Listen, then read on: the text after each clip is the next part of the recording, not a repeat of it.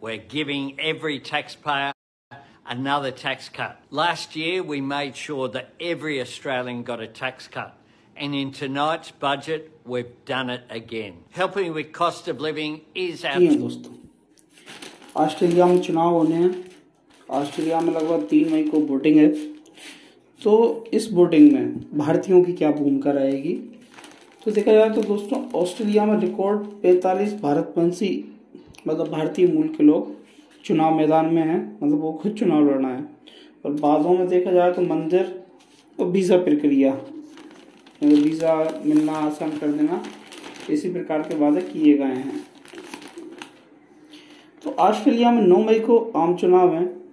इस चुनाव में भारतीय मूल के ऑस्ट्रेलियाई नागरिकों की भूमिका पहले से ज़्यादा महत्वपूर्ण हो गई है। लगभग 8 लाख भारतीय मूल के ऑस्ट्रेलियाई मतदाता इस प्रकार या देखा जाए तो इस बार अपने मताधिकार का प्रयोग करेंगे। 8 लाख भारतीय लोग, काफ़ी बड़ी संख्या है दोस्तों। जो देखा जाए तो इस कुल जनसंख्या का वहाँ पे 3.1% है। भारतवंशियों की बढ़ती संख्या और सक्रियता ने राजनीतिक दलों का खास ध्यान खींचा है या फिर काफ़ी मजबूरी कर दिया उन्हें। तो इस चुनाव में रिकॉर्ड 45 भारतीय मूल के उम्मीदवार विभिन्न राजनीतिक दलों से स्वतंत्र रूप से मैदान में हैं। इनमें से 10 प्रमुख सीटों पर चुनाव लड़ रहे हैं, जहां भारतीय समुदाय की संख्या 10% से ज़्यादा है। यहां भारतवंशी मतदाताओं का प्रभाव निर्णायक हो सकता है। भारतीय ऑस्ट्रेलियाई समुदाय के लिए चुनाव में महंगाई, आवास संकट, वीज़ा नीतियाँ और शिक्षा जैसे मुद्दे प्रमुख हैं। 3 वर्षों में हाउस रेंट में लगभग 35% की उछाल आई है दोस्तों।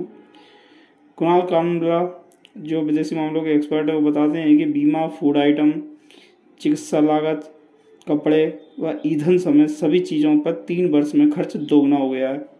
जीवन यापन की बढ़ती लागत के साथ वीज़ा प्रक्रियाओं में देरी को लेकर भी भारतीय मूल के लोग नाराज हैं। तो काफ़ी ऐसी चीज़ें हैं जो निर्धारित करेंगी कि ऑस्ट्रेलिया में पीएम कौन होना चाहिए। देखा जाए तो भारतीय मूल के लोग हर जगह अपना परचम लहरा रहे हैं।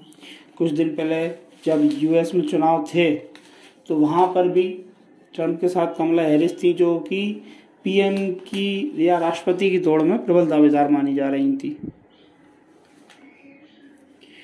तो आगे और जानते हैं इन्हीं सब में। तो ऑस्ट्रेलिया चुनाव में ज़बरदस्त मुकाबला देखने को मिल सकता है। सर्वे में लेबर पार्टी के प्रमुख व प्रधानमंत्री एंथनी अल्बनीज को 48% लोग पीएम के रूप में देखना चाह रहे हैं। वही मुख्य जो विपक्षी नेता हैं, तो लिबरल पार्टी के प्रमुख पीटर डटन को 38% लोगों का समर्थन है। एक सर्वे में अल्बनीज की पार्टी 53% वोट हासिल करती दिख रही है। वही डटन की लिबरल पार्टी 47% लोगों का समर्थन मिल रहा है। सर्वे में लेबर पार्टी की लोकप्रियता में 18 महीनों में सबसे बड़ा उछाल आया है।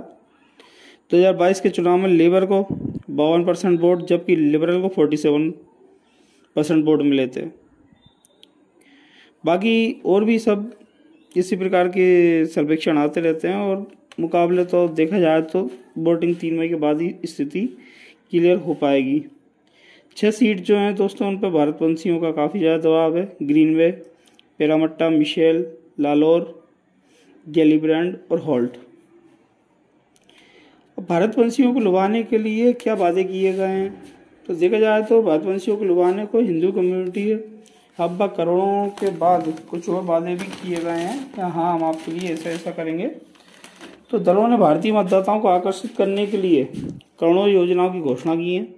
लेबर पार्टी ने लिटिल इंडिया परियोजना के लिए 28 करोड़, होम केयर सामुदायिक सेवा के लिए 48 करोड़ की घोषणा की है। इसके साथ ही पर्थ शिवन मंदिर के लिए 8 करोड़ देने का वादा। वहीं लिबरल पार्टी ने हिंदू कम्युनिटी हब के लिए 12 करोड़, गुरुद्वारा बाबा मूड़ा साहिब के लिए 4 करोड़, ऑस्ट्रेलिया इंडिया हाउस के लिए 28 करोड़ की घोषणा की है। अब वोट डालना अनिवार्य है, नहीं देने पर यहाँ पर जुर्माना भी लगता है। लगभग 98% टर्नआउट होता है। अपने आप दोस्तों, जैसा कोई वोट देने जाए चले जाए, सरकार को कोई फर्क नहीं पड़ता।